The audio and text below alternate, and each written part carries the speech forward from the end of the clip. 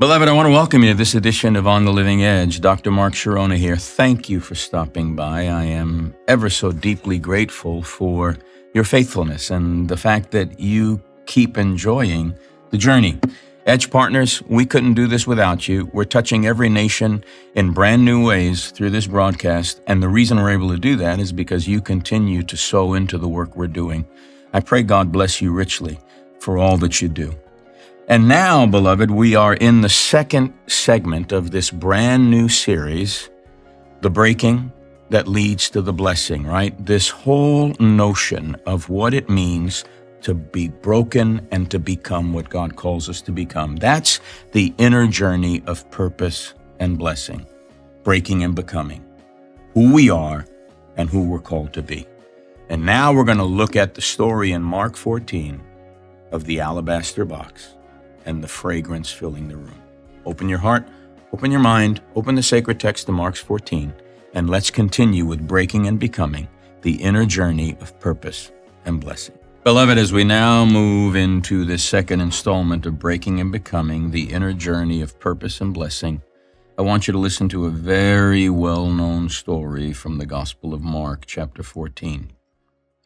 It was now 2 days before Passover and the festival of unleavened bread. The leading priests and the teachers of religious law were still looking for an opportunity to capture Jesus secretly and kill him. But not during the Passover celebration, they agreed, or the people may riot. Meanwhile, Jesus was in Bethany at the home of Simon, a man who had previously had leprosy. While he was eating, a woman came in with a beautiful alabaster jar of expensive perfume, made from the essence of nard or spikenard. She broke open the jar and poured the perfume over his head. Some of those at the table were indignant. "Why waste such expensive perfume?" they asked. "It could have been sold for a year's wages and the money given to the poor." So they scolded her harshly. But Jesus replied, "Leave her alone. Why criticize her for doing such a good thing to me? You will always have the poor among you, and you can help them whenever you want to. But you will not always have me. She has done what she could and has anointed my body for burial ahead of time. I tell you the truth, wherever the good news is preached throughout the world, this woman's deed will be remembered and discussed." I want to talk to you about the alabaster box and what St. John of the Cross called the dark night of the soul. Now remember, we're talking about finding our personal purpose within the grand eternal purpose of God in Christ, who is the horizon of all that is going on.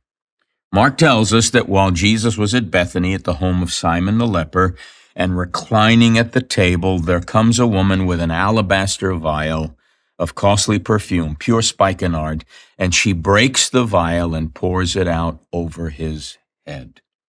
I want you to notice, she doesn't open the jar carefully. She breaks it.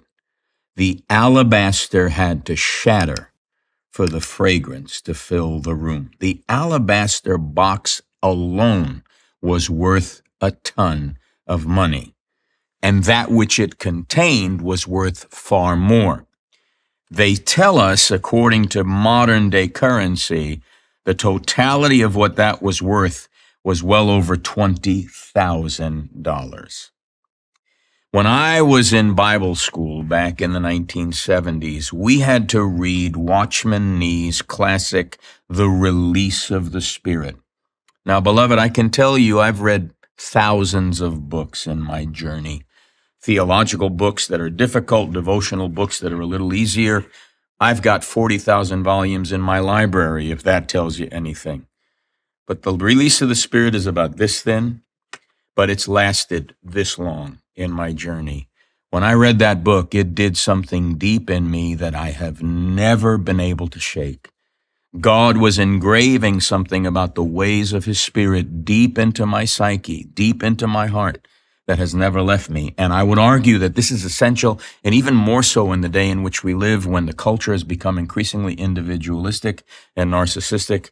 The cost of discovering our purpose can be found in the story of the alabaster box and the content that is within it. Here's what Watchman Nee says: without the breaking of the outward, the inward fragrance will not come forth. The Holy Spirit arranges one event after another, and all with the single purpose of breaking our outward man so that our inward man may come through.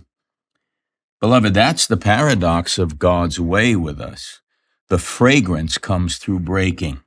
Now, St. John of the Cross writes about the dark night of the soul, which is not absence, but presence in a way that we don't discern until we go through the dark night. Now, John talks about the dark night of the soul, and then he talks about the dark night of the spirit, and they both have a certain dynamic that go on. So when St. John of the Cross speaks of this, he called it the breaking of the dark night. And he insists it is not God's absence, but his deeper presence. We go through a process of brokenness. We feel like God took a hike, went on a holiday, and left us wherever we are. And that profound sense of abandonment, St. John of the Cross and all the mystics throughout church history would argue this is not absence. This is a new discovery of how presence is understood and discerned. And John of the Cross gives us two allegories to describe this. The first one is God as a mother weaning a child. At first, God gives consolations, and then he withdraws them so the soul might grow. A child that is suckled at the breast of a mother has to come to a place where it no longer relies on its mother's milk. And that is a weaning process that takes time. And there's an adjustment process where the child goes through unrest and uncertainty because the mother has stopped breastfeeding. So he's using that analogy in a very particular way. And then the other analogy is God as fire in the wood. And as fire in the wood, the fire first blackens the wood, and then it crackles, and then it glows with flame. In both metaphors, what feels like deprivation, St. John of the Cross is saying, is actually transformation. The night is painful, but it's a form of grace we need to embrace. The night is painful, but it's a form of grace we need to embrace. And St. John describes the two passages that are tied to purgation, the purging on the way to union with God, the night of the senses and the night of the spirit.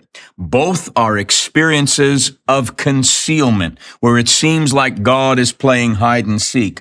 But concealment, in this sense, is what opens us into a greater awareness of his presence that we did not have the capacity prior to going through the breaking. So the night of the senses, listen carefully, according to St. John of the Cross, comes to beginners. The soul, once warmed by prayer and delighted in worship, suddenly finds everything dry and empty.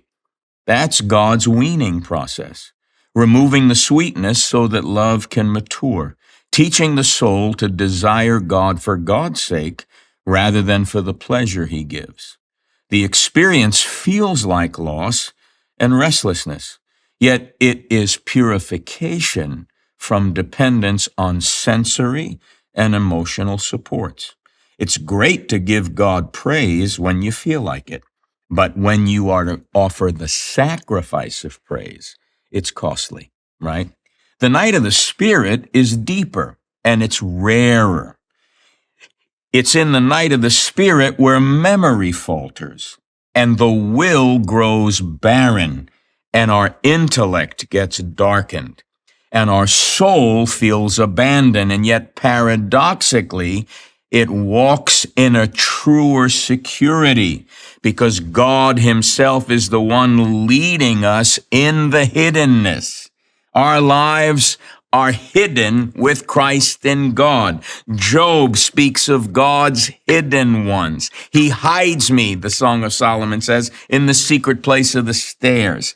There is a stripping of the ego defenses of the small s self to make room for a new form of divine union with our true to God self at the depths. Listen, we need to understand truth. Aletheia is actually unconcealment. Martin Heidegger speaks of that as a philosopher, that aletheia, which is truth, experienced reality. Jesus said, I am the way, the truth, aletheia, and the life. That's unconcealment. And that's what Dr. Lisa Bowens means when she says the apocalyptic now. It's an unveiling of him in the present moment. Not the full unveiling at the end of the age, but there's a progressive unveiling of who Christ is. We all, with unveiled face, beholding as in a mirror the glory of the Lord, are being changed into that same image from glory to glory by the Spirit. It's a work that God does. And in the later portions of Heidegger's work on aletheia, truth as unconcealment, he spoke of the clearing in the forest. That clearing exists only because of the surrounding darkness. Disclosure happens in and through concealment. When I'm in the dark, my eyes adjust to the dark until I see things I didn't see before. You go into a dark room and immediately everything is just gone. But you sit there long enough and all of a sudden you start to see forms, you start to see shapes. So the truth is being unconcealed in places where we need darkness as a backdrop. Psalm 99, clouds and thick darkness surround him. That's not the darkness of the powers of darkness. That's the darkness of God is beyond figuring out. And so in the dark night, God conceals the familiar lights, the consolations, the felt presence, the old evidences of his nearness. That concealment is itself, beloved, a grace, because it creates a clearing in the forest in which a deeper disclosure can happen in and through us. The absence becomes the very condition for new presence to shine through us. So, the night isn't God's absence. It's his hidden action. By withdrawing the consolations that once sustained us, he opens a clearing for himself to be known more directly, more intimately, more deeply. And what seems like loss is in fact a deeper unconcealment, the dawn of a more radical presence of God in our soul. Now, there's something that Edmund Husserl, another philosopher, called epoche. And I want to tie that into, like epoche, E-P-O-C-H-E, take off the E and you got the word epoch, or a period of history. When he describes epoche, I want to tie that to the dark night, because there is a suspension. When you go through a dark night, you discover that all of your assumptions about the world get suspended out there somewhere because nothing works the way it did. You go through a dark night and everything's up for grabs, or it feels like everything's up for grabs. And Husserl called that the natural attitude, because we move through daily life taking the stability of the world and its objects for granted. You never know how much you take things for granted until you lose them, right? The epoche sets all of that aside, not to deny reality, but to purify our seeing. By bracketing these unexamined assumptions, the Spirit wants to teach us how to perceive, how things actually show themselves to our conscious awareness. Stripped of all bias, revealed in their essence in ways we could not perceive when we were taking things for granted. So, the dark night of the soul works in a similar way. In the spiritual journey, we also carry a natural attitude. We rely on consolations. There's a warmth in prayer. There's a sweetness in worship. There's an inspiration that touches our imaginations. It's all evidence of God's nearness. But St. John of the Cross teaches us that there comes a time when God himself performs a kind of divine epoche. He brackets those consolations. The familiar evidences of his presence are withdrawn, not in punishment, but in purification. Now, I'm taking you through this from different sides of the same diamond. I'm trying to look at this from every angle to show you how this is from lived experience, from psychology, from spirituality, so that you get a sense of this in a total way. Why does all this happen? And why does God allow this?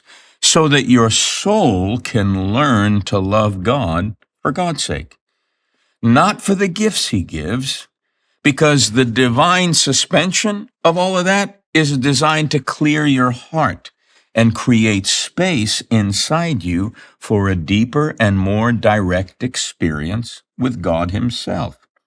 It's a bracketing that makes possible an unmediated meeting with the mediator, direct encounter with the one who says, I am that I am, who cannot be reduced to feelings or images. Now, the parallel to me is striking because Edmund Husserl's epoche purifies our perception of the world, while the dark night purifies our soul's capacity, listen carefully, for love. The dark night of the soul is designed to purify our capacity for love. And beloved, in a day when too many Christians are weaponizing the cross and turning it into an us and them and wanting to beat up on people, if ever we needed a dark night to purify us and reduce us to love, we desperately need it now. We claim we want revival, but at what expense? And what kind? When we actually speak of revival, do we even know how we have turned that into a buzzword and fundamentally misunderstood biblically what genuine revival in all its comprehensiveness is all about? Revival isn't when the roof blows off. It's when the bottom falls out of everything we think should, ought, or must happen, and God reduces us to love. God reduces us to love. The late William Seymour, who was the catalyst for the Azusa outpouring in 1907, in the era of Jim Crow, when he was asked questions about the baptism of the Spirit, he said, yes, we speak in tongues, we move in the gifts, but the real sign of the baptism is that basically all the racial disparities dissolve. The blood dissolves all of it, and we love one another.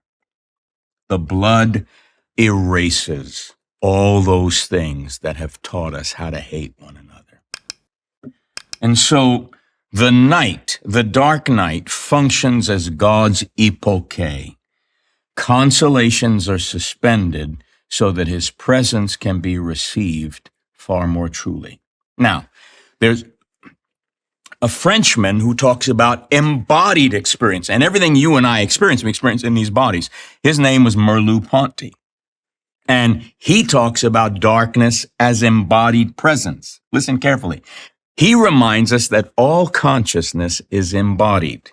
The body isn't an object we carry around, but the very means through which we perceive and inhabit the world. We have 5 senses: sight, taste, touch, sound, smell. Those are all embodied, right?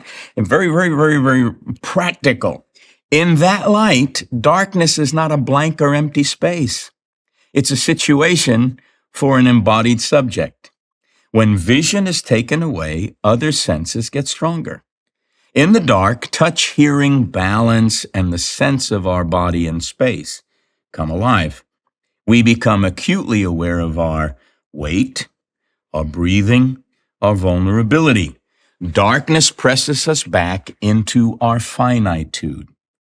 The world is no longer a set of visible objects, but a field of possibilities and limits disclosed through our lived bodies because we're stumbling in the dark. We're moving around in the dark. I will lead the blind by a way in which they do not know, and in unknown paths I will guide them.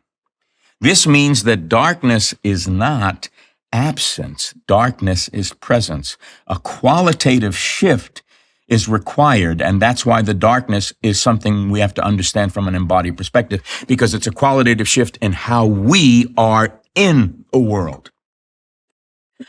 We're in the world, but we're not of the world. But how are we in the world? That's all embodied.